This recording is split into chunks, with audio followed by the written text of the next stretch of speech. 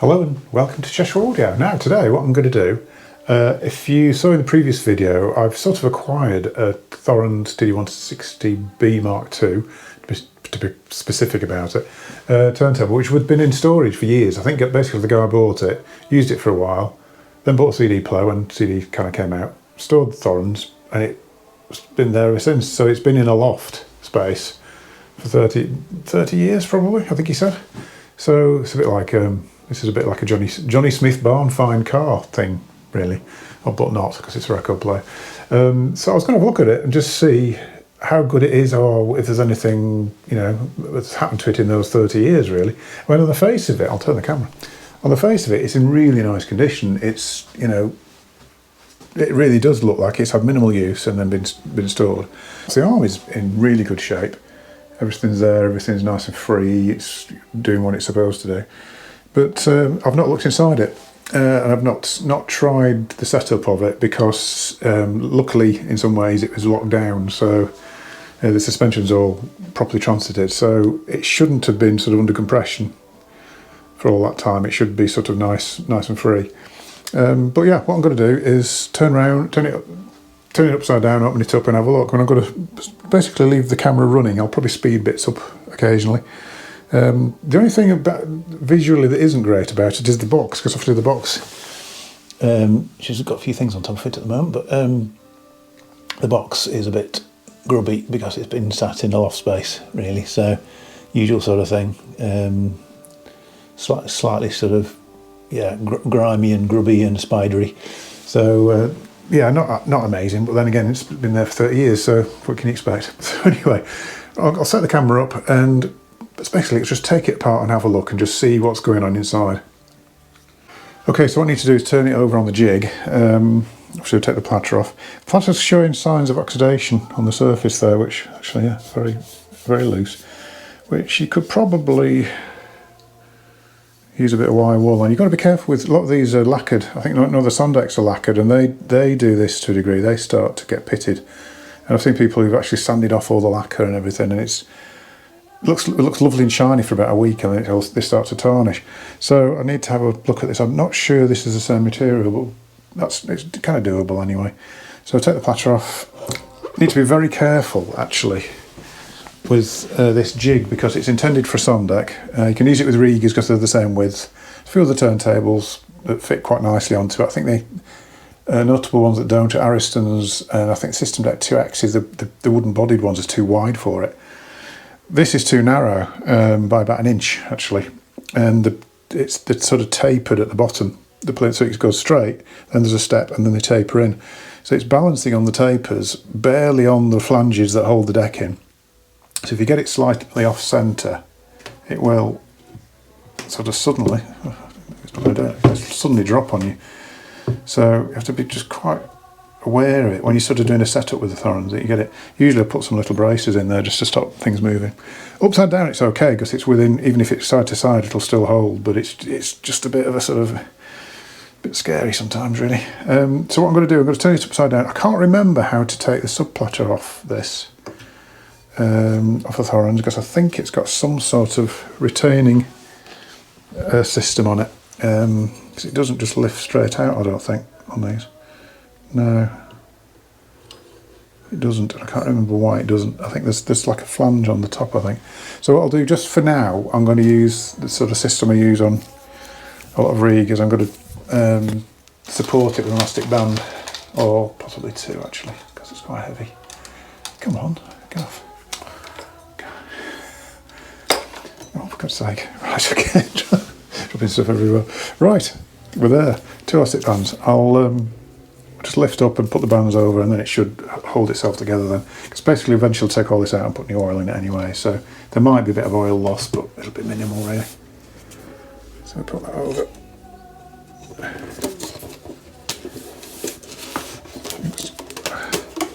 Stronger than they look. So what I need to do is put across like that, and it just stops it moving. Okay, so now we can turn upside down. I'm probably going to lose the little bias weight, which I'd take it off, but I'll probably lose it anyway, so I'll just see how that goes. So I think I'll do it that way, because it's the mains that's concerning me slightly with this. The mains cable is let's just call it bizarre. Right, look it over that way. I'm much more nervous doing this on camera than I do in real life. Right, we're on. Make sure you don't drag it across, just lift it the way you want it to go. That's not quite on properly. Right, 4 screws. That's where your transit bolt things are. This has been transited previous. Well, I'm assuming when it was put away it was transited, which is good because it means the suspension's not sort of sitting under load or anything like that. It should be lifted off its suspension. So let's take those off.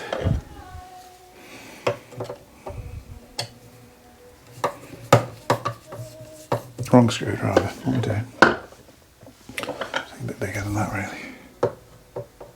Not that big. Back to plan A.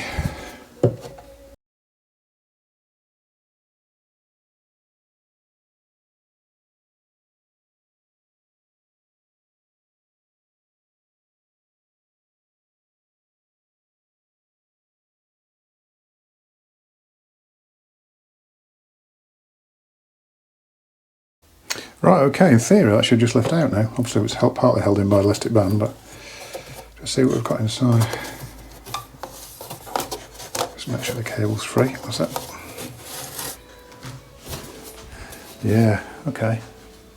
Yeah, it's interesting. I forgot the SMEs on a plug-in cable, so you could actually upgrade the cables if you wanted to.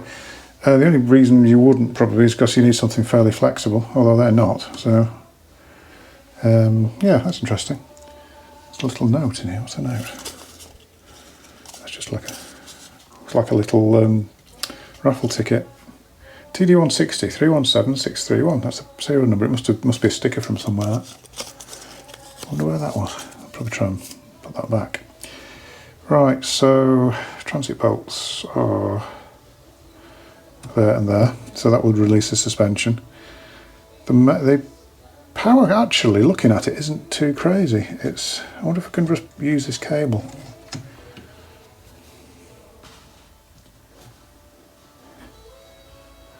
Yeah, there's two, sort of basically in and out to motor. So that, anything slightly bothered me was, it seems, apart from the fact it's got a weird 5 amp plug on it for the mains input. It's also got an output as well. It's got all this stuff going on.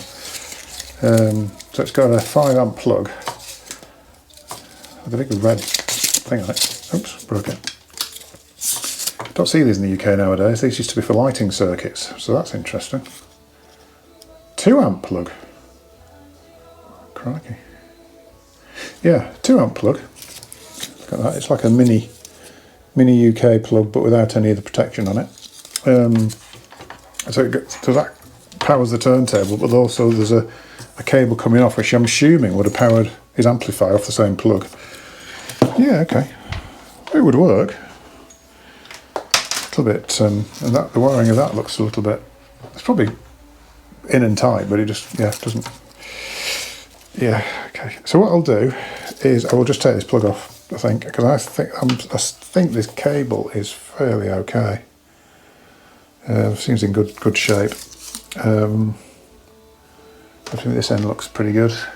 It is in really good shape. This, you know. There's just it's not even any dust internally. I mean, there's a little bit on the surface where things have corroded. There's a little bit there around the edge of this. I can't remember what you call this material now. It's not Mazak, is it? Because it's like a sort of composite alloy of some sort. All the springs looking good order. There's not really any sort of rust on them or anything like that. They look nice and clean. Whether that switch is any good, we shall find out. So what I need to do is get this plug off here and put a plug on it after answering the phone, obviously. So let's put that there. The other thing I need to find is a mains plug. Okay, so weirdly nowadays I never have any mains plugs. Well, it's not weird at all. Things have changed, haven't they? When I started out selling hi-fi, we used to order in bulk. There used to have a chap who turned up in a van, and sold us like cheap interconnect cables and things like that, just almost like giveaway items. And we used to buy mains plugs by the 100. We used to call them plug tops. How many plug tops do you want? You get, oh, I'll have 50 or I'll have 100 or whatever. And because every system that you sold, you had to fit plugs to, because they didn't come with a mains plug. You'd fit one to the record player, you'd fit one to the amplifier, to the tuner, the CD player, the tape player. You had to sit there and put all the plugs on before it went out. Don't do that nowadays, because throw a moulded plug. I've just managed to find a power cable which will be off something or other. I think this might have come in with a power supply. Oh, it might have come in with that. I've got a second-hand Wave Mechanic power supply. I suspect that came in with this. But it's got a conventional do-it-yourself mains plug on it. So I'm going to nick this off. I know it's basically making this lead worthless, but hey. We need to get this Thorens going, don't we? So let's just unscrew, where are we? That one. Unscrew the mains plug.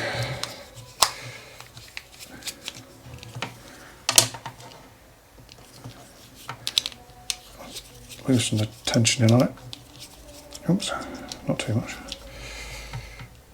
And then we need to, where are we? That one.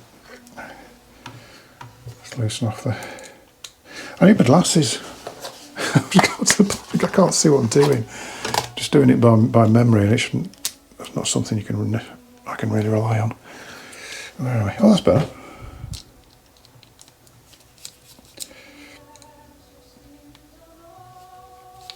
Proper fused plug. It's not really that necessary nowadays, particularly. So modern RCD units on, is it RCD? On houses, you don't really need fusing in plugs anymore. Really. It's interesting, a lot of countries don't have it, but I think we've always had a higher mains voltage than pretty much everywhere else. We're supposed to all be 230 now, but I think in reality we're not. Right, mains plug. That can go away somewhere. Let's take, oh, where's it gone? I can't actually, trying to find something a distance away with reading glasses on. Wondering why I couldn't see it. Right, so now we'll take this apart. Never done this in my life. I seem to remember my grandparents having 5 amp and whatever, these little mini plugs on lamps. And there was at one point a sort of a trend for having multi-way extensions on. So you plug a plug into the main, not a conventional plug into the mains with a cable, and then a multi-way block for all your mains things. And they'd have a little tiny 3-pin, like a flat pin type plug, almost actually with the reverse of an IEC. So the other end would have the reverse of that on it. Can you see that? That's right here. Have the reverse of that on it, so you could actually use them as an extension cable, which was really dangerous. And they were outlawed, and you're not allowed to use them anymore. You still see them occasionally. So we take all this lot out.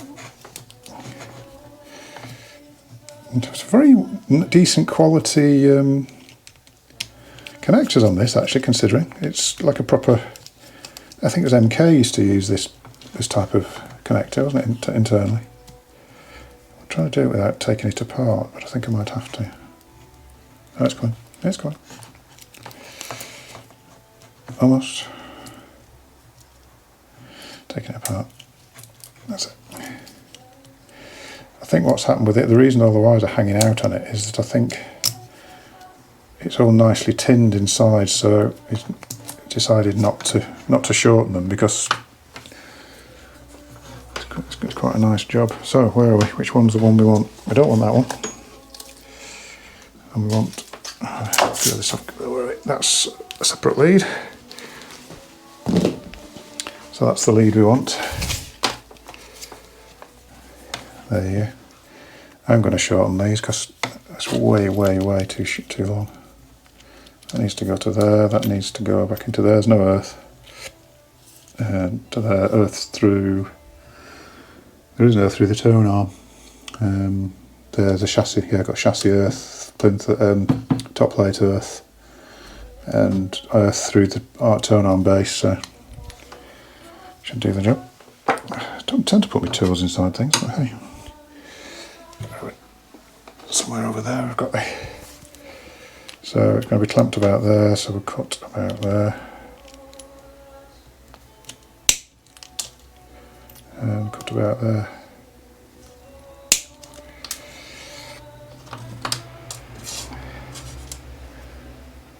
There we go. Right, what we're doing, oh yeah, need to just bear these back a bit, and of course I haven't got a proper wire stripper at work, it's at home.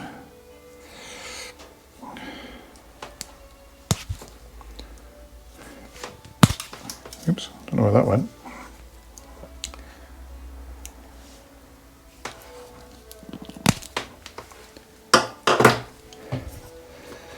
Just twist them up.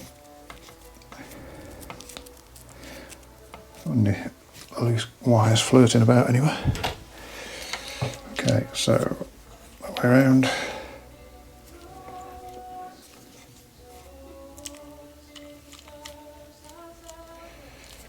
Hopefully. Oh, it's easier if you lift that out actually. All my twisting together's all gone wrong. Let's go. It is really difficult to do these things on camera, you know. Shouldn't be any different to any other day, but because I'm filming it. Right, let's tighten that down.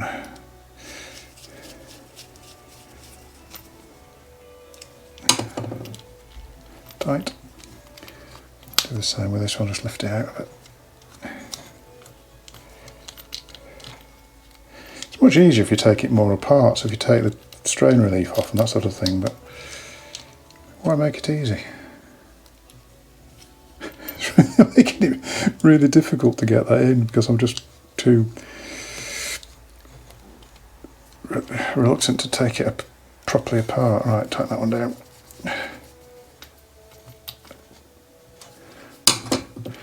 Yeah, the long way of doing things is quite often the shorter way of doing things. Right, tighten that down. Now the question is, if I'm going to plug this in, will it just go bang? I don't think it will. Actually, I don't think it will, because there's not really... I expected there to be a little row of capacitors or something in here, but there isn't. So, oh, there's something... Oh, probably should have a look in there, shouldn't I? That might be a little circuit board. I'll have a look at it. Before I plug it in, I'm going to look in there, just in case there's a capacitor eking a verse. So there you go. 3 amp plug, 3 amp fuse in it. Doesn't really matter that much. And put it up on that. Quite conveniently says TT on it for turntable. This is a decent quality plug, which doesn't have a brand on it, so perhaps it isn't. Skullmore. Skullmore? Could be. There you go. Feels quite nice quality. Anyway. So I've got that. And I've now got loads of debris for the Americans. Debris in here. Where are we? That needs to go, that needs to go. Yeah. So find somewhere for that. I don't really want to get rid of that because that's quite an interesting little thing, but absolutely no use for it, but there you go. Right, I was going to have a look in here. Put some of these screwdrivers away before I get too confused. And that will go away. So we'll look in this box to see what's what.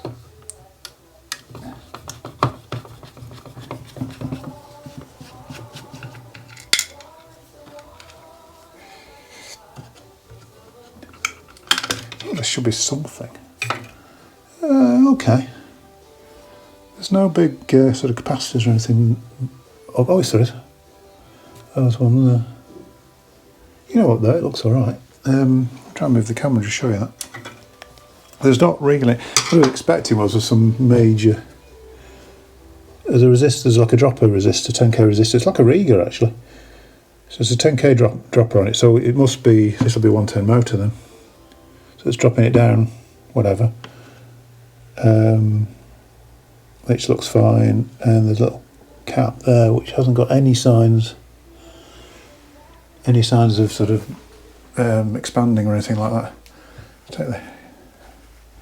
won't be able to see it very clearly, but just behind there, we've got a little, where are we? There, resistor, capacitor, just down there. And they both look fine, to be honest. So I think we probably should just go with it and switch it on, see what happens. I'll switch. Seems okay, a little micro switch here. That could be an area that could be a bit worn out. Mechanism is very good, actually nice on this, because a lot of Thorens is, I mean, you talk about sort of German engineering, I've never felt as though they were that well made. It's quite a clever mechanism, but they don't seem that robust. They seem to get very sort of tired. There's another bit there. They seem to get very tired. Yeah, that seems okay. So it's doing, is it doing arm lift as well? No, it isn't. I'm back to front, aren't I? Could do with something on the tone arm, stop that moving around. So we got off 33, 45, and that's moving. The little bar that moves the belt. That's something quite often with these, which is a bit problematic, is the actual speed change. Doesn't change the speed. It'll actually just it'll sometimes the belt's like this riding around it. When you do the speed change, the lever comes up to push it, and it just does that. Rather than jumping onto the other pulley, it'll actually stay edge on and start making a grinding noise. So we'll see whether that's good or bad. I'm going to plug it in. Do you think I should put that cover over it just in case something goes pop?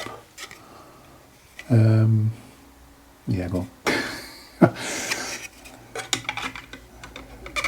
Except I don't have that. Hopefully the little holes there will show us the smoke coming out. That power supply, what's that off? Oh yeah, don't need that. I'm just going to do it.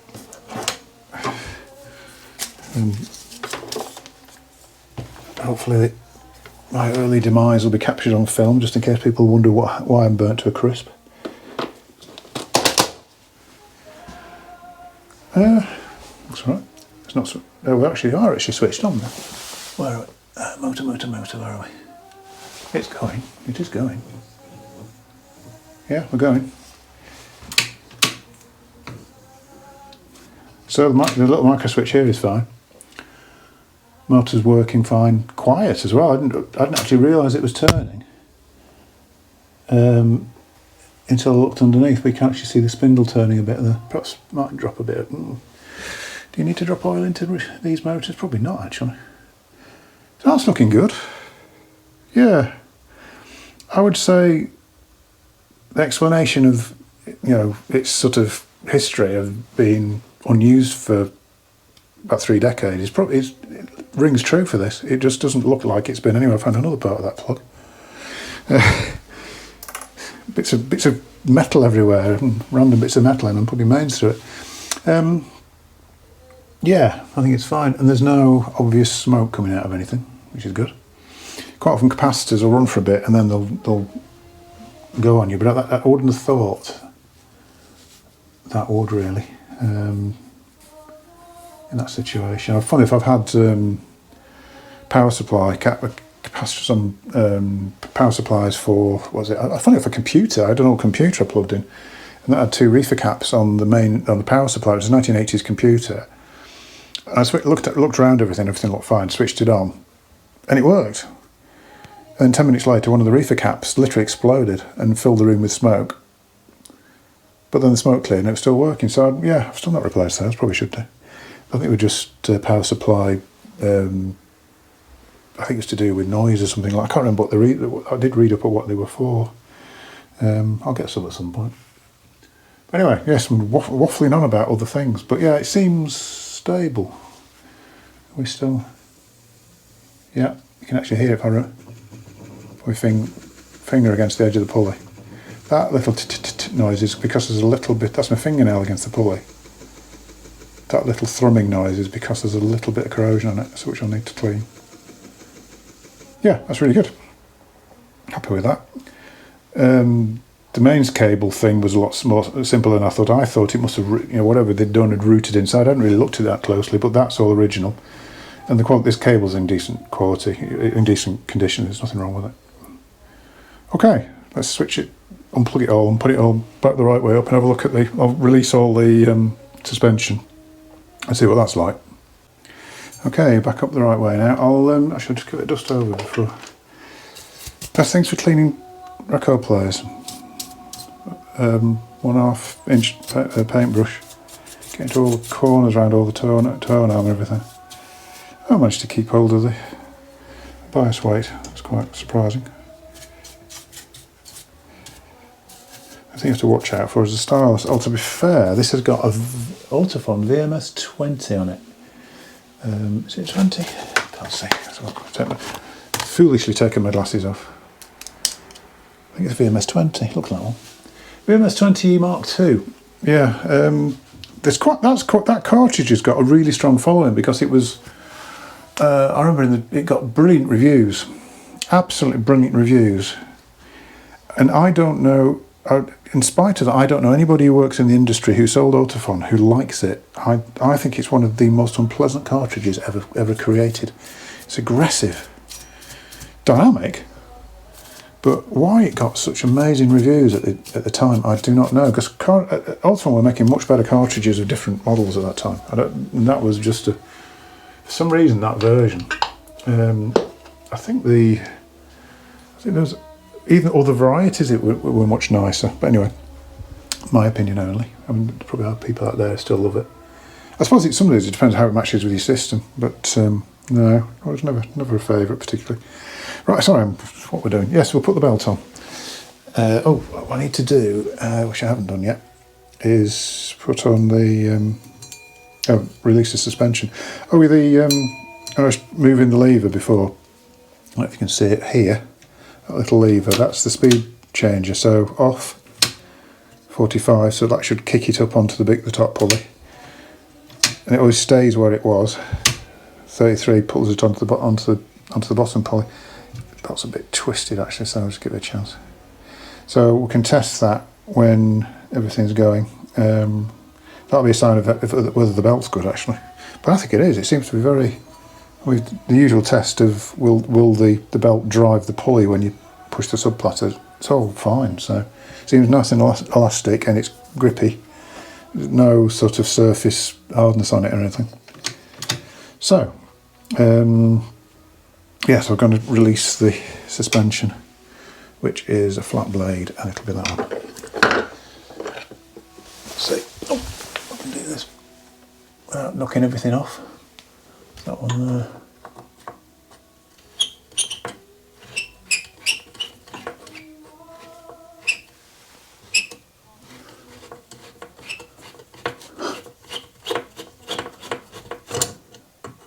Killer.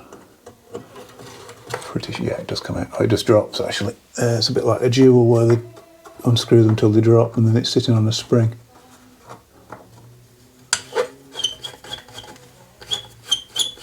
See it relaxing. Actually, I'm wrong about the spring compression. It's the opposite. It holds them under tension, doesn't it? So perhaps the springs might be tired then. We'll see. Well, I suppose if they've been held in the same position for that length of time, they could well be all right. I think that looks as though it's positionally correct. Anyway, let's put the platter on and see what we've got. Oops, probably easier without the belt on it, without the mat on it. Yeah, it's quite a nice machine part actually. It's not like a Sondeck platter where it's completely dead. It does have a bit of a ring to it, but it's probably one of the few decks that a rubber mat helps. Let's have a look. Well, actually, that's pretty level, you know.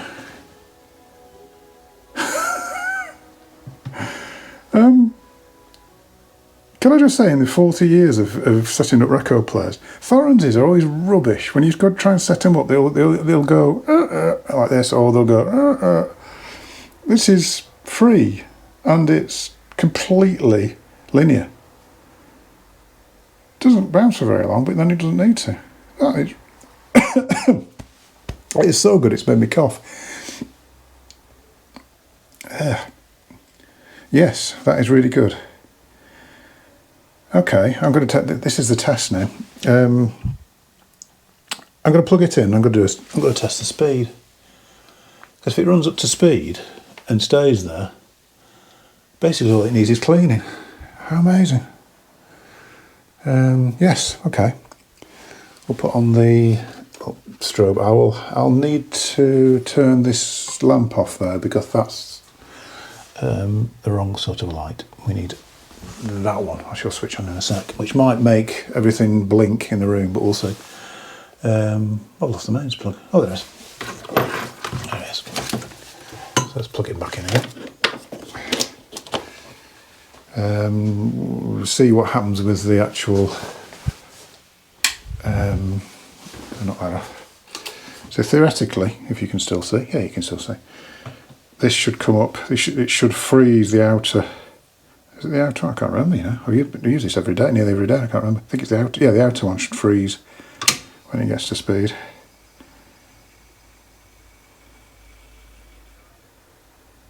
Well, that's pretty good. It's running slightly fast, which a lot of decks of that era do. That's running at about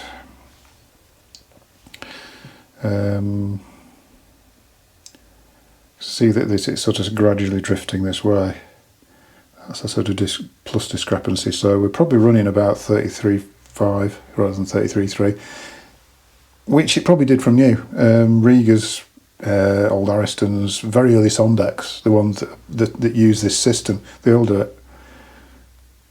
And I tell you what, it's consistent as well.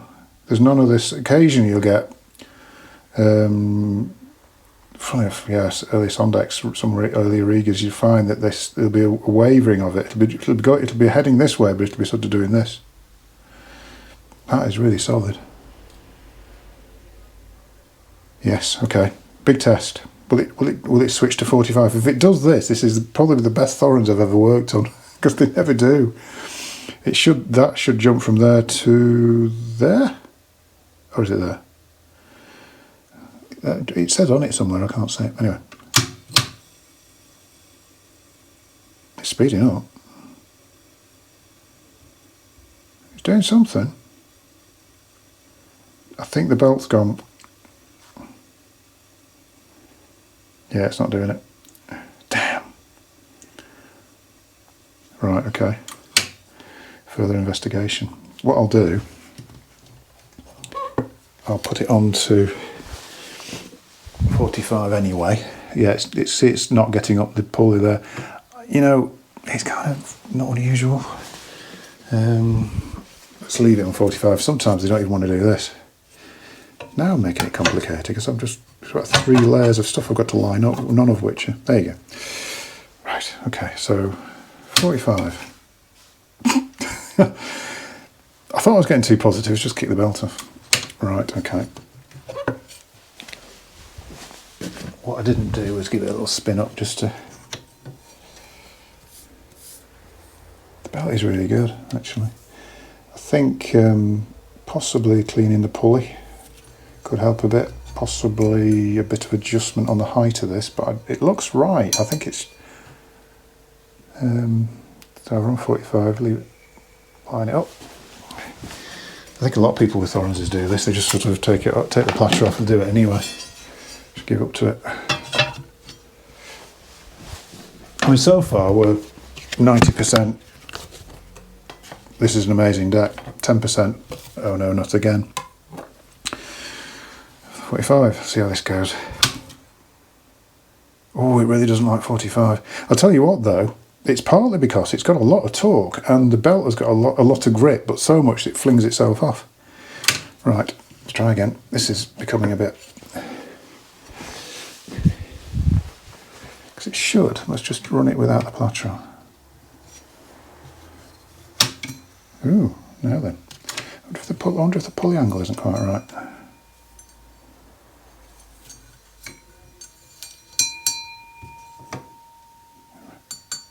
Yeah, it does run. Right, so... No, it doesn't like that at all. Right, that's quite strange actually, because usually they will run without the platter on. Okay, anyway, let's ignore 45 for the minute. Back on 33. Let's put that back on. Get the belt clean, because I've been handling the belt a lot. I'll Give that a good clean before any more happens to it. So, yeah, okay.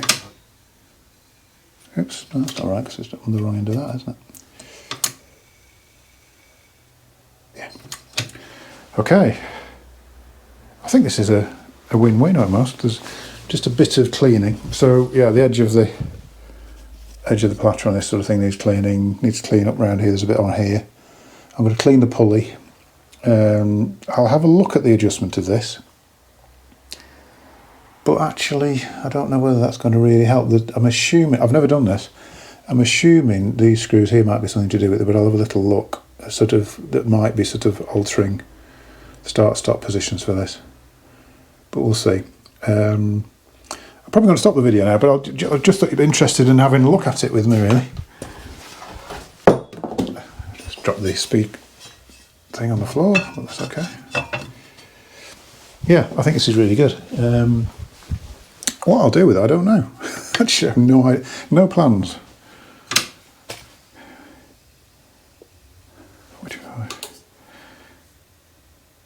Yeah.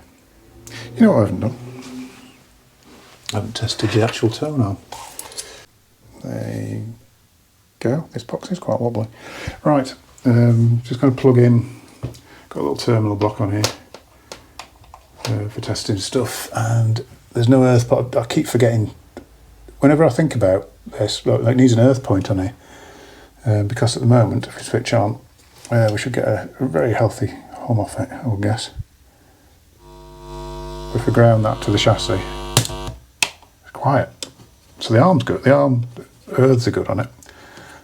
Should be able to just put that in there. Oh, it doesn't actually matter, does it really? So I can just rest it somewhere.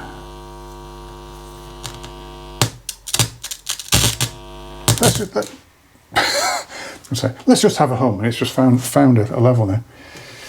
So I'm going to put on a bit of Frank. I told this story before, but I used to have really good customers up in Bolton, Alan and Norma Cooper, who were lovely, both obsessed with music. Alan was a really good musician, and very broad Bolton, heavy smokers. And whenever we went to the house, Norma would say, "Put Frank on." So we're putting Frank on. Very, very briefly, because I'll get shut down otherwise. I don't think the weight's right on that. That's something I haven't tried. I'm going to very randomly put a bit of weight on that. Yeah, that's a bit of weight. Quite by coincidence, the phone's going to ring. Right, okay, I'm back from the phone call. I've just had a little go at this, and we can't listen to Frank. Well, we couldn't listen to Frank anyway, because YouTube would shut us down, but we could have had a little split second. Basically, what's happening here is, the arm isn't set anywhere near right, to be honest, but the lift lower doesn't lift or lower. It just sits there, so need to investigate that. I can't remember. It isn't an arm I've ever worked on. I think these might have a little oil reservoir, weirdly. I don't think this is a cam system like Rieger's and Lenz and whatever else. I think there might be a little reservoir in there. I should imagine that's fairly straightforward to sort, but I'll have to do some research. So we'll come back to that at some point. But yeah, I mean, the condition of this is exceptional, really. That doesn't work, but then it's been sat there not doing anything, and they don't like that. Also, I think the rubber on that is a bit gone, because it shouldn't. It's actually in lift position, even though it isn't working. It shouldn't slide on the gripper there like that, really. So that just needs a bit of a clean. So that should improve things. So there we go. Oh yeah, what I can do though, I can touch the style. So this is going to be changed anyway, and we have got a bit of stereo going on. So everything works. Isn't that amazing? Anyway, there we go. So let's move the camera. There you go. Well, just pick the camera up even. And I'm flickering because that was the lights on. The one that works with me, I'm just turn that off because it's annoying me. The one that works with the strobe is that one up there, which is it's LED, but it just seems to work in the right way. It's got 50 hertz signal on it. I'm waffling. Okay, right. Hope you like that one. Quite interesting. Might give you updates as I go with that, really, but that's just going to be a sort of side project. Unfortunately, a lot of my side projects sometimes end up stalling because I get really busy, as has the acoustic research project, which I desperately want to get those working, bought all the parts, and I haven't sort of continued it on the videos, but I will do. And also, and this dates back for about 4 years, I've got a System Deck 2X down there. Wondering whether just to sell it. Actually, I was going to rebuild that because I sold the arm off it. Yeah, I've got a black. If anybody's interested in a System Deck 2X in black, bit tatty, no arm on it, but I've got arm boards for Riga and for Lynn for it. No box, so if you do want that, I don't think I'm not going to do a thing. I just don't get time to rebuild stuff like that, really. If you do want it, just let me know. You'd have to come and get it there. Anyway, I'll leave it there. Don't forget to like and subscribe, because it does help. I will see you in a future video. I'm hoping to do 2 this week, because I'm going to be going on holiday for an extended period, which is unusual. No, it's not unusual at all. If you speak to people who know me, say, you're always on holiday. It's going to be a 3-week holiday, which partly because we're trying to go a fair bit further on this run, so I think we need 3 weeks, so that's what we're doing. But anyway, it's in the quiet period, so hopefully it'll be okay. I don't like going away, it stresses me out in that respect. As far as the shop and customers, all this sort of thing, I don't like it. But anyway, I'll see you soon.